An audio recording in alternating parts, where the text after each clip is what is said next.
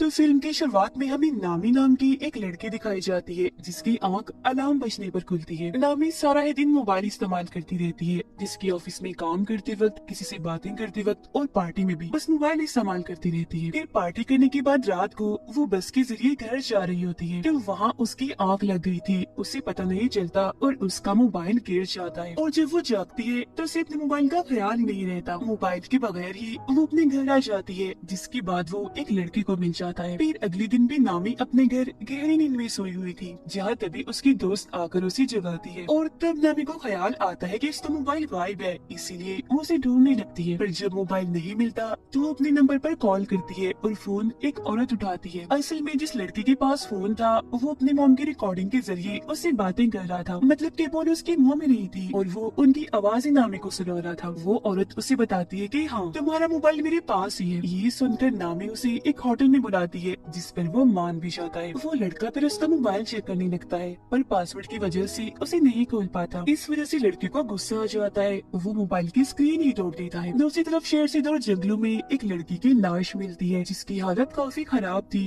क्योंकि काफी बेरहमी से उसे मारा गया था। इस केस को एक ऑफिसर देख रहा था, जो अपने साथी को कहता है कि इस कत्ल खून का शक मुझे अपने बेटे जून पर है, जो पिछले 7 सालों से गायब है। जून और कोई नहीं बल्कि वही लड़का था जिसे नामी का मोबाइल मिला था। तो इस सिलसिले में इस ऑफिसर ने बहुत सारी चीजें भी पता की होती है। तो उसका साथी कहता है कि आपको बस शक है, पर उसे पकड़ने के लिए हमें सबूत इकट्ठा करने होंगे। उधर नामी अपने डैड के होटल में आकर उनसे मिलती है। उसे पता चलता है कि मेरे डैड का इंस्टाग्राम अकाउंट भी है, तो ये जानकर उसे काफी खुशी होती है। अब तभी नामी के पास उसी औरत की कॉल आती है जिसके पास उसका मोबाइल था। वो कहती है कि गलती से तुम्हारे मोबाइल की स्क्रीन टूट गई है, मैंने उसे ठीक करने के लिए मोबाइल की एक दुकान पर भेज दिया है, पैसे भी दे दिए हैं, तो तुम उस दुकान पर जाकर अपना मोबाइल ले सकती हो। फिर थोड़ी ही देर बाद नामी अपना मोबाइल लेने के लिए उस दुकान पर पहुंच जाती है, जहां उसे जून भी दिखता है जिसने मास्क लगाया हुआ था। वो नामी के मोबाइल की डिटेल्स में उसका पासवर्ड भी पता लगवा देता है और फिर उसका मोबाइल ठीक करने के दौरान वो उसमें एक हैक करने वाला सॉफ्टवेयर भी डाल देता है और उसके मोबाइल का एक डुप्लीकेट फोन बनाकर नामी को दे देता है। वो फिर वहाँ से चली जाती है। अब जो जो नामी अपने मोबाइल पर कर रही थी वो सब जून भी देख रहा था, क्योंकि उसने नामी के मोबाइल को अपने कंट्रोल में कर लिया था और ये भी उसे चला सकता था। वो उसके चैट्स, इन्हीं मैसेजेस पर वो किससे बात करती है, कॉल्स, यहाँ तक कि खुद नामी पर भी कैमरा के जरिए नजर रख रहा था। फिर रात में जब नामी अपने डैड के होटल में काम करवा रही थी तो तब जून भी वहाँ आता है और उसे बताता है कि मैं यहाँ आता रहता हूँ। वो उसे इसलिए नहीं पहचान पाती क्योंकि दुकान में उसने मास्क लगाया हुआ था। वो नामी से आगे सबसे खास शराब मांगता है। अब क्योंकि वो उसके मोबाइल पर नजर रख रहा था तो उसे सब पता चल जाता है कि नामी को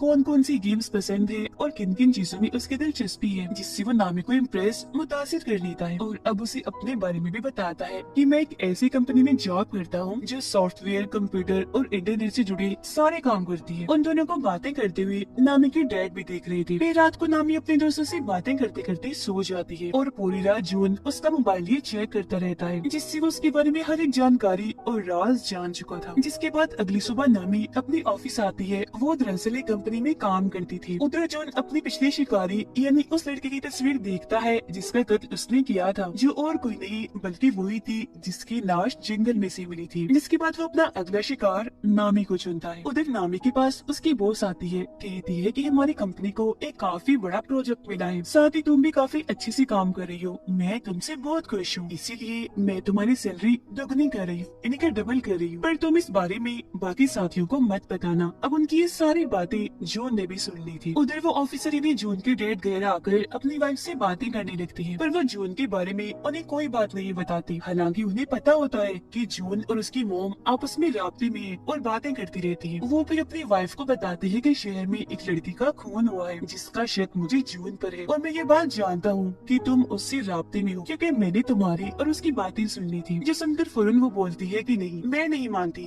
मेरा बेटा ऐसा नहीं कर सकता, वो किसी का खून गलत क्यों करेगा। ठीक इसी वक्त ऑफिसर के पास उनके दोस्त का मैसेज आता है जो कहते हैं कि मुझे जून की लोकेशन का पता चल गया है, यानी वो जहाँ रहता है उस जगह का पता। उधर नामी अपने प्रोजेक्ट पर काम कर रही थी, काफी खुश थी वो, जबकि जून उसके घर जाता है और उसकी सारी चीजों को चेक करने लगता है, जिनमें उसे नामी का दूसरा मोबाइल भी मिल जाता है, यानी वो एक नहीं 2 मोबाइल इस्तेमाल करती है। उधर ऑफिसर की साथी उन्हें बताती है कि जिस जगह के बारे में मैंने आपको बताया है, इन्हें जून की लोकेशन पता चला है कि वो वहाँ सबसे चोरी रह रहा है। तो वो ऑफिसर इन्हें जून जून की डेट उस जगह पर जाने के लिए अकेले ही निकल पड़ते हैं। वो जब वहाँ पहुँचते हैं तो घर के अंदर भी चले जाते हैं और हर जगह की तलाशी लेने लगते हैं। साथ ही उन्होंने यहाँ की तस्वीरें भी बना ली थी। मरने वाली लड़की के मोम के बारे में भी इन्हें पता चल जाता है। इतनी ही देर में जून भी बाहर आ गया था। वो ये बात जान चुका था कि घर के अंदर कोई घुस आया है, इसीलिए चुप्पी से जब वो अंदर झांकता है तो अपने डैड को वहाँ देख लेता है। अंदर उसके डैड को लाश के नाखूनों पर लगी नेल पॉलिश भी मिल जाती है, जिससे उन्हें पता चल चुका था कि ये खून मेरे बेटे जून ने ही किया है। अब चालाकी से जून अपने डैड को उस कमरे से बाहर बुलाता है और जब वो वापस दोबारा अंदर जाते हैं तो जून वहाँ की हर एक चीज, सबूत, सारे कागजात को बर्बाद कर चुका था। जून अब दोबारा से नामी के होटल में जाता है और उसके डैड से मिलकर उन्हें भी यही बात कहता है कि मैं यहाँ आता रहता हूँ और यहाँ की सबसे खास शराब मांगता है। उसे देखकर नामी के डैड समझ जाते हैं कि ये झूठ बोल रहा है, ये हमारा रेगुलर कस्टमर नहीं है, मतलब ये यहाँ रोज रोज नहीं आता। फिर वो नामी से बातें करने लगता है और रात को जब वो बाप बेटी घर जा रही थी तो उसके डैड नामी को कहते हैं कि जून एक नंबर का झूठा इंसान है, वो हमसे कुछ छुपा रहा है क्योंकि वो दूसरी बार आया है होटल में, उससे पहले कभी भी नहीं आया, मुझे वो ठीक नहीं लग रहा, तो तुम उससे दूर रहो। जिस तरह वो कहती है डैड मुझे तो ऐसा कुछ नहीं लगता, पर ठीक है मैं इससे दूर रहूंगी। अब उनके बीच की ये सारी बातें जून ने भी सुन ली थी। रात को नामी अपने दोस्त के साथ थी, वो उसे भी जून के बारे में बताती है कि अगर वो थोड़ा सा हुलिया बदले यानी बाल छोटे करवा ले और चश्मा उतार दे तो वो बहुत ही प्यारा लगेगा। उसकी दोस्त कहती है कि मैं भी उसे देखना चाहती हूँ। तब नामी उससे वादा करती है कि ठीक है मैं तुम्हें उससे मिलवा दूंगी। ऑफिसर मरने वाले लड़के की मोम से आकर मिलती है, जहाँ वो इन्हें बताती है कि मेरी बेटी का मोबाइल कहीं गिर गया था, फिर उसकी स्क्रीन टूट गई और मेरी बेटी को मोबाइल पर एक मोबाइल की दुकान से मिला था, जिसके बाद से ही उसके साथ अजीबोगरीब चीजें होना शुरू हो गई थी और उसके बाद फिर किसी ने उसे मार दिया। तो वो लड़की की मोम से वादा करती है कि आप परेशान ना हो, उसके खूनी को हम ढूंढ कर ही रहेंगे। नामी की डैड पर जब किसी काम से बाहर आते हैं तो जून उन पर हमला करके उन्हें पकड़ लेता है। इसी रात पुलिस को जंगल में से एक साथ 8 लाशें मिलती है, जिस वजह से ऑफिसर को काफी दुख होता है। फिर सुबह जब नामी की आँख खुलती है तो वो देखती है कि उसके बॉस की तकरीबन 8 कॉल्स आई हुई है। साथ ही उसे अपने मोबाइल पर बहुत सारे मैसेजेस भी मिलते हैं, जिनमें उसने अपने दोस्तों को काफी बुरा भला कहा होता है। इसके अलावा अपने बॉस के बारे में भी काफी उल्टी सीधी बातें की हुई थी। एक पोस्ट भी डाली थी जिसमें उसने बता दिया था कि बॉस ने मेरी सैलरी दुगनी कर दी है। फिर वो अपने ऑफिस जाती है जहाँ उसकी टीम उससे काफी नाराज थी। वो सबको बताती है कि मैं नहीं जानती वो सब किसने किया, क्योंकि मैंने तो एक भी मैसेज, एक भी पोस्ट नहीं की, पर कोई भी उसकी बात का यकीन नहीं करता और उसे वहाँ से निकलने का कहती है। वो अपनी बॉस से भी बात करती है, पर उसकी बॉस ने भी जॉब से उसे निकाल दिया होता है। वो उन्हें भी काफी समझाने की कोशिश करती है कि देखिए मेरी बात का यकीन करें, कोई भी पोस्ट, कोई भी मैसेज मैंने खुद से नहीं किया, मुझे लगता है किसी ने मेरा मोबाइल हैक कर लिया है, कोई मुझे फंसा रहा है, मतलब मेरे मोबाइल को कोई अपने कंट्रोल में लेकर चला रहा है, तो जरूर उसी ने किया होगा। जिस पर उसकी बॉस उसे ये साबित करने का कहती है और धक्के मारकर उसे वहाँ से निकाल देती है। इस चीज से उसे काफी दुख होता है। वो सीधा अपने दोस्त के पास जाती है और उसे सबके बारे में बताकर काफी रोने लगती है। तब उसकी दोस्त उसे सहारा देती है, उसे संभालती है। ये चीज जून ने भी देख ली थी। वो सोचता है कि नामी अपने दोस्त के काफी करीब है, तो पहले रास्ते से इसे हटाना होगा। वो और उसके दोस्त पुलिस स्टेशन जाती है और इस सब के बारे में बताती है। तब ऑफिसर उनसे कहता है कि ये सब आपके साथ ऑनलाइन हुआ है, इसलिए हम आपकी कोई मदद नहीं कर सकते, क्योंकि जिसने भी आपके साथ ऐसा किया हम उसे नहीं पकड़ सकेंगे। ये सुनकर उसकी दोस्त को काफी गुस्सा आता है, जिसके बाद दोनों यहाँ से चली जाती है। जून अब नामी के डैड के घर पर ही रह रहा था, क्योंकि उसने उन्हें वहाँ बांध के रखा हुआ था। वो उनके मोबाइल से नामी को मैसेजेस भी करता रहता है ताकि उसे शक न हो कि मेरे डैड को किसी ने अगवा कर लिया है। वो दोनों फिर होटल में आकर बातें करने लगती है। इस बारे में सोच रही थी कि आखिर ऐसी हरकत कौन कर सकता है। वो फिर बात करती है कि इस बारे में पता लगवाने के लिए हमें एक ऐसा इंसान चाहिए जो कंप्यूटर और इंटरनेट में काफी माहिर हो। अब तभी यहाँ जून भी आ गया था, जिसके लिए नामी जूस लेने जाती है और वो उसकी दोस्त के साथ मिलकर नामी का फोन चेक करने लगता है। वो फिर जब आती है तो जून उसे बताता है कि किसी ने तुम्हारा मोबाइल हैक किया हुआ है। उस इंसान ने तुम्हारे मोबाइल में एक ऐसा सॉफ्टवेयर डाला है जिससे तुम्हारा मोबाइल उसके कंट्रोल में आ गया है और तुम जो भी करोगी उसे पता चल जाएगा और मोबाइल को वो अपने तरीके से भी चला सकता है। वो फिर नामी को बाहर लाता है और बताता है कि ये काम किसी करीबी का है, वो करीबी जिसे तुम्हारे मोबाइल का पासवर्ड भी पता है, क्योंकि पासवर्ड खोलने के बाद ही उसने ये सब किया होगा ना। अब तभी उन दोनों की तस्वीर चुप्पी से नामी की दोस्त बना रही थी, जिससे उसे काफी अजीब लगता है। वो फिर होटल में जब आती है तो उसकी दोस्त उसे एक खबर दिखाती है जिसमें पुलिस को एक साथ 8 लाशें मिली थी। अब उसकी दोस्त नोट कर लेती है कि नामी मुझसे बात नहीं कर रही। वो उससे इसकी वजह पूछती है कि तुम मेरी बात क्यों नहीं सुन रही, तुम्हारा मूड भी खराब है, क्या हुआ, नाराज हो? जो सुनकर नामी भड़क जाती है, कहती है कि मुझे तुम पर शक है, ऐसा मेरे साथ तुमने किया होगा क्योंकि मेरे पासवर्ड तो सिर्फ तुम ही जानती हो। जो सुनकर उसकी दोस्त को काफी बुरा लगता है। वो कहती है कि तुम कल के आए उस लड़के जून की वजह से मुझ पर शक कर रही हो। ठीक है, अगर तुम्हें ऐसा ही लगता है तो मैं तुमसे दूर चली जाती हूँ। इतना कहने के बाद वो नामी से अपनी दोस्ती तोड़कर चली जाती है। वो काफी दुखी थी, रो रही थी और ये चीज जून भी देख लेता है। उधर पुलिस मंडी वाले लोगों की लाशें जब उठा रही थी तब उनका सामान भी देखा जाता है, जो देखकर ऑफिसर काफी परेशान हो गई थी। तब उनका साथी कहते हैं कि ये काम आपका बेटा ही कर रहा है, हम जानते हैं, तो हमें उसे पकड़कर रोकना होगा जल्द से जल्द क्योंकि चीजें काफी आगे तक निकल गई है। तब ऑफिसर कहती है तो सबसे पहले तुम उस मोबाइल्स की दुकान को ढूंढो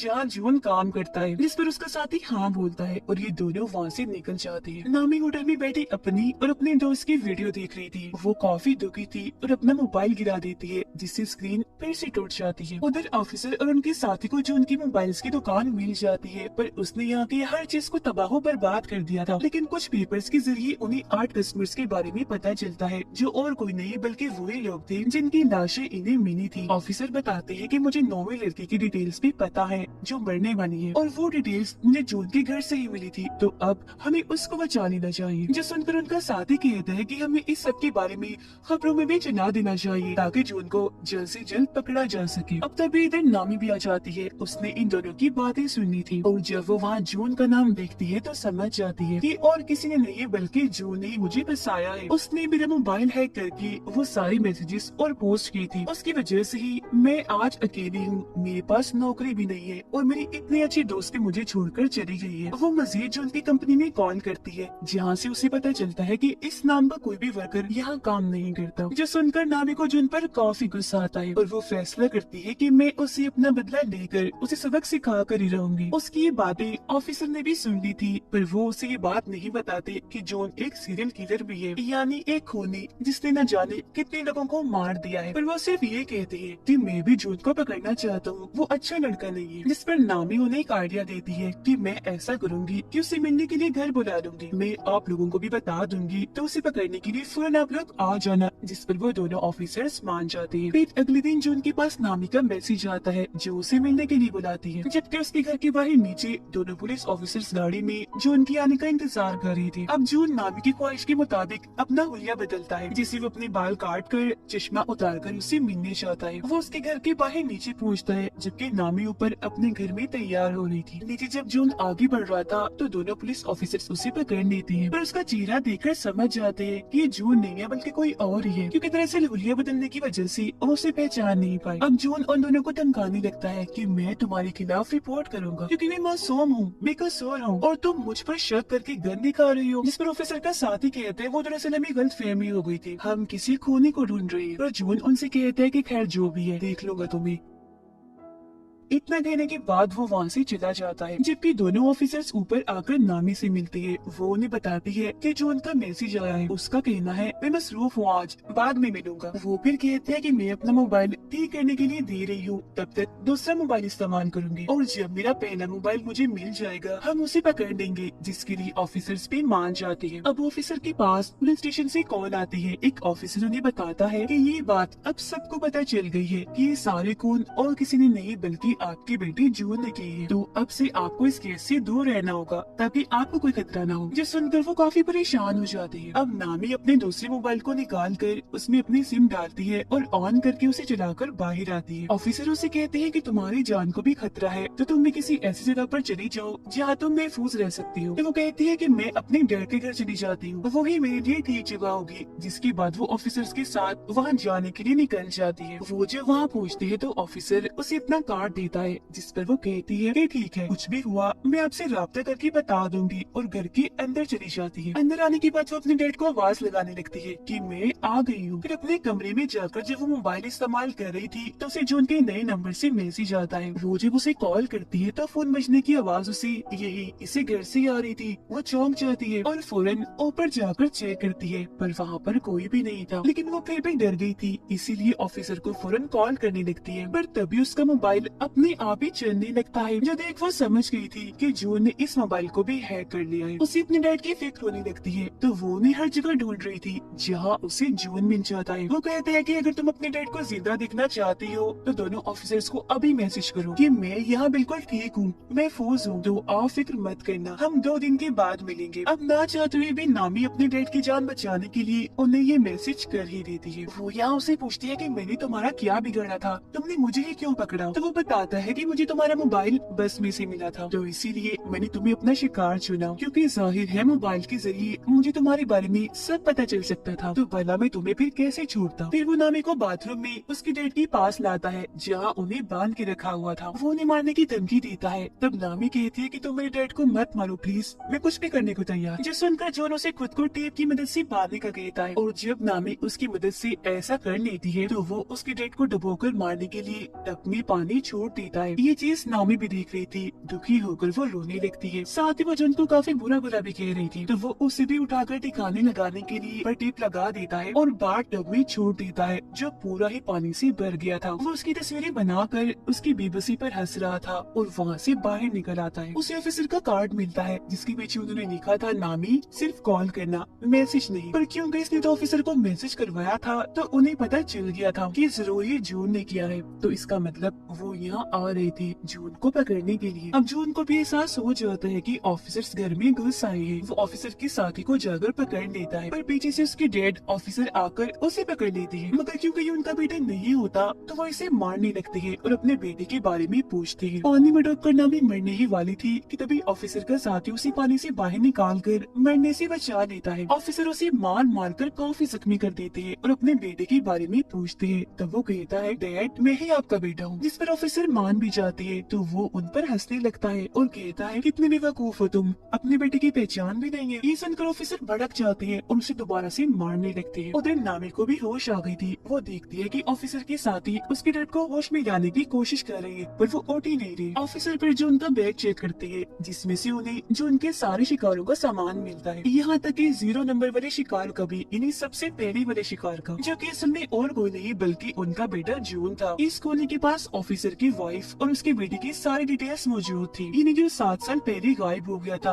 असल में वो गायब नहीं हुआ था, 7 साल पहले ही इस कोने ने उसे मार डाला और तभी से जून की पहचान लेकर इन्हें जून बनकर लोगों को मार रहा है। ये जानकर ऑफिसर को काफी दुख होता है, इसीलिए वो गन लेकर खूनी को मारने के लिए जाती है। खूनी उन्हें बताता है कि मैं आज भी जून बनकर तुम्हारी वाइफ से बात करता हूँ। कितने भोले हो आप लोग, पता लगवा ही नहीं पाए कि जिसे तुम बात कर रहे हो अपना बेटा समझकर, वो तो तुम्हारे बेटे का असली कातिल है। उसकी ये सारी बातें नामी भी सुन लेती है। वो गुस्से से भरी बाहर आती है, ऑफिसर से गन छीनकर उस खूनी को मार देती है। वो फिर देखती है कि मेरे डैड को होश आ गई है, मतलब कि वो जिंदा है। इस बात से जज्बाती होकर वो अपने डैड के गले से लगकर काफी रोती है। फिर उसका इलाज करने के लिए उसे एम्बुलेंस के जरिए हॉस्पिटल भेज दिया जाता है, जहाँ से पुलिस भी सभी मरने वालों की चीजें इकट्ठा कर रही थी। कुछ दिन के बाद सभी को खूनी के बारे में पता चल जाता है, यानी कि वो ऑनलाइन ही इंटरनेट के जरिए ही लोगों को पकड़कर उन्हें मारता है और अब वो मारा जा चुका है। बस इससे ज्यादा और कोई जानकारी नहीं मिल पाती। फिर नामी जब अपने डैड और दोस्त के साथ होटल में थी तो कोई चुप्पी से उस पर नजर रख रहा था, जिसे वो खुद भी देख लेती है, पर समझ नहीं पाती कि ये कौन है। तो या तो ये खूनी ही हो सकता है जो शायद मरा नहीं होगा, या फिर ऑफिसर का बेटा भी हो सकता है, या कोई तीसरा इंसान भी हो सकता है जो अब खूनी की तरह ही ऑनलाइन पकड़ पकड़ कर लोगों को मारेगा सिर्फ अपनी इंजॉयमेंट के लिए। और इसी सस्पेंस भरे सीन के साथ ही ये कहानी इधर ही खत्म हो जाती है।